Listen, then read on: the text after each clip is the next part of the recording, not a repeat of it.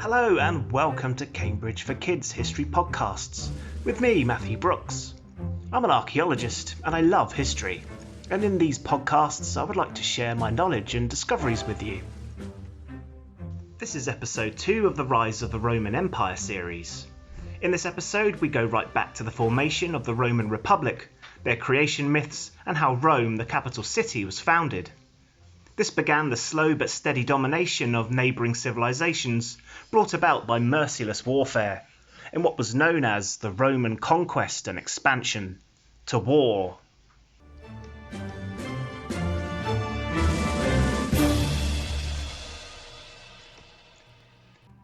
Towards the end of the 5th century BC, around 2,500 years ago, the Romans began to expand into Etruscan territory, who we talked about in episode 1. Rome's non-stop warfare and expansion during the Republic has spawned much debate about the nature of the Romans. Were they war-obsessed? Were their actions necessary?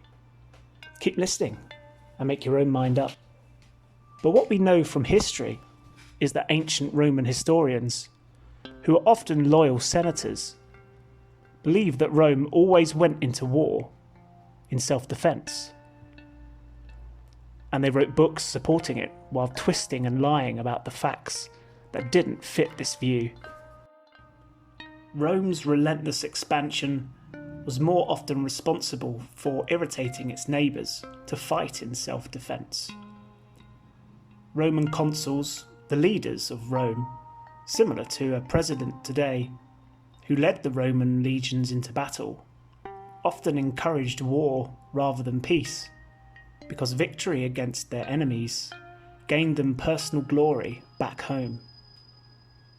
It would seem if you wanted to become powerful in Roman society, you needed victories on the battlefield. This way of thinking can be summed up in Julius Caesar's famous words after winning a war abroad. Veni, vidi, vici. I came, I saw, I conquered. But more about him another time. The evidence we have concerning the Roman expansion during the early Republic is limited. But the fact that Rome created 14 new tribes over a 50-year period suggests that the population was rapidly growing and those people needed places to live. Rome was much too small of a city for everyone to live in, so they created small towns close to Rome for them. Rome's first important war proved to be a difficult campaign against the Etruscans. Later Roman historians portrayed the war as having lasted 10 years, copying the mythical Trojan War of the Greeks, which is a fascinating tale and one I recommend you study. They eventually defeated the Etruscans, and the lands were captured, and it increased Roman territory massively. Yet before Rome's strength increased further, a raiding tribe of barbarians known as Gauls from the north swept down and descended upon Rome, looting and pillaging as they came. The Romans were defeated in the Battle of Alea River, and the Gauls captured and sacked Rome. They left only after they had received payment in gold. Because of this defeat, the Romans would forever fear and respect the strength of the Gauls. But they would have revenge. The Romans always got revenge. Much of the fighting after Rome was sacked consisted of 3 wars against the Samnites, a tribal people who lived in the mountains of Italy. Both the rocky terrain and the tough Samnite soldiers proved to be a difficult challenge, which forced the Romans to create military improvements that were later important for conquering the Mediterranean. The First Samnite War resulted in the major victory to the Romans, and they gained the rich land of Campania, which became firmly attached to Rome, and their people were granted Roman citizenship. Campania would prove to be a major addition to Rome's army in the future. Rome was now the master of central Italy, and spent the next 10 years organising and pushing forward its frontier through conquests, but the Samnites would seek revenge in the Second War. During the first half of the Second War, Rome suffered serious defeats, but the second half saw Rome's recovery, reorganisation, and ultimate victory. History shows us that the Roman army was driven into a narrow canyon and was trapped and had no choice but to surrender. And Rome was forced to stop all war efforts for 5 years. A humiliating defeat, but the Romans would not give up. They built a small navy of warships and constructed its first military roads that proved extremely helpful. They also increased the size of its army as they were desperate for men to fight the Samnites. And after a few years of fighting, the Romans again claimed victory over their enemy. The Third War was the last desperate attempt of the Samnites to remain independent, and they fought bravely. They persuaded the Etruscans and the Gauls to join them, but Rome would not be denied, and emerged victorious over this intimidating alliance at the Battle of Sentinum. With the Samnites now crushed, they were forced to sign alliances and would forever serve Rome. Rome was now the unquestioned master of Italy. Roman territory was broad, from sea to sea, and colonies were scattered throughout the region. The other peoples of Italy were bound to Rome, and they agreed to send help to the Roman army if asked, in exchange for their lives. At this time, the Roman army would have 700,000 infantry and 70,000 cavalry. The Romans were growing. Rome's victories soon got the attention of non-Italian powers. In the south, the main opponent was Carthage, a civilization from North Africa.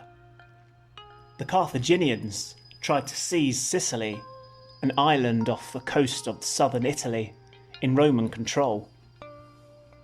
So the Romans crossed the sea and declared war on Carthage in what was known as the Punic Wars, which eventually the Romans won, defeating the most feared general at the time, Hannibal. The Romans continued their conquest and expansion to the east and defeated the Greeks and the kingdoms of Asia, which was governed and taxed by a Roman consul, and wealth was transported back to Rome. To the west, much of the lands Carthage controlled in Spain was forced to surrender, and even the city of Carthage itself was eventually sacked by the Romans. Huge forces were sent to Carthage and crushed the city and enslaved 50,000 of its people, burnt the buildings to the ground, and spread the city with salt to guarantee that nothing would ever grow there again as punishment.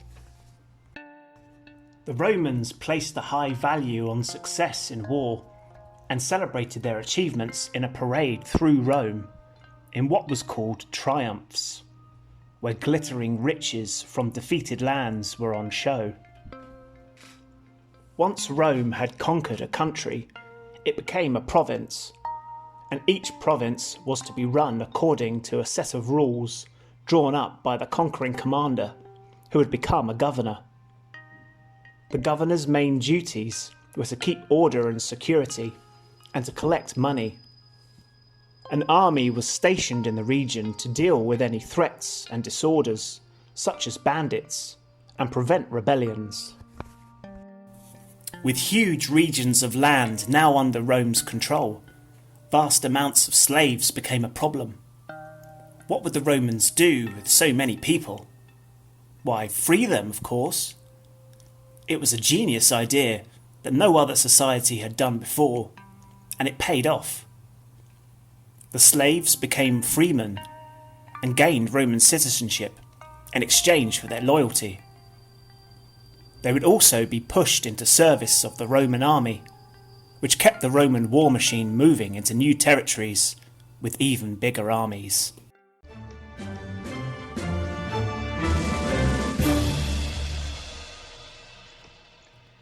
Hopefully today you have enjoyed this episode and learnt something new.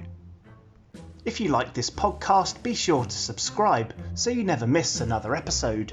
Tune in next time with your host, me, Matthew Brooks, for more time travelling. Thanks a lot for listening and have a great day.